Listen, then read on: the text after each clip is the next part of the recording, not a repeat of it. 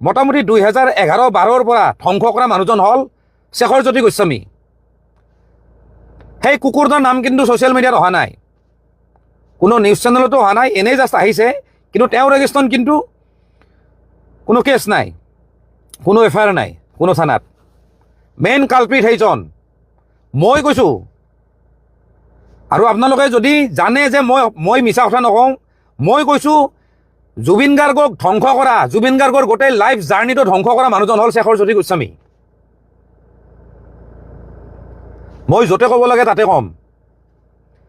এই শেখৰজ্যোতি গোস্বামীয়ে জুবিনক লাহে লাহে ধ্বংস কৰি দিছে। জুবিনৰ গোটেই কেৰিয়াৰ, সেই কেৰিয়াৰৰ পৰা এই কেৰিয়াৰ আনিছে। আপোনালোকক মই কৈ আছোঁ, আপোনালোকে জানে যে জুবিন দা, চৰি দে মই মাজে মাজে জুবিন গাৰ্গ কৈ আছোঁ, মাজে মাজে জুবিন দা কৈ আছোঁ। মই কথা ক'ব নাজানো, কিন্তু তেওঁৰ প্ৰতি ৰেচপেক্ট মোৰ সদায় আছে।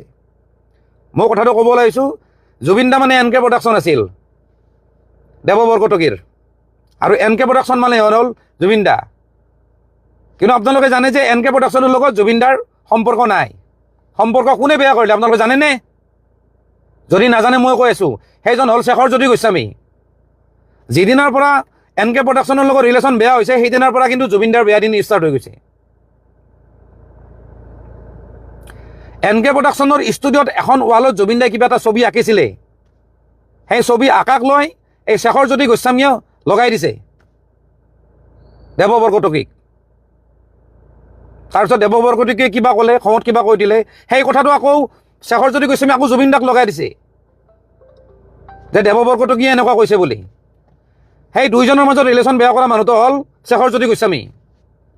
তাৰপিছত জুবিন দাৰ লগত কথা পাতি কৈছে যে বেলেগৰ ষ্টুডিঅ'ত কিয় গাব লাগে, আপোনাৰ নিজৰ ষ্টুডিঅ' খোলক গুৱাহাটীত।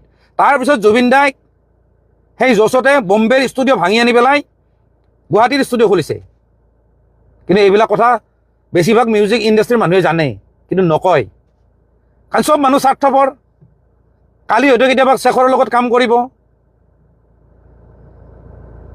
আৰু যদি শেখৰৰ এগেইনষ্টত যদি কথা পাতে, শেখৰে উল্টাকে মেনিপুলেট কৰি পেলাই জুবিন দাক বেলেগকৈ কথা শুনাব, জুবিন দাই বেলেগ বুজিব।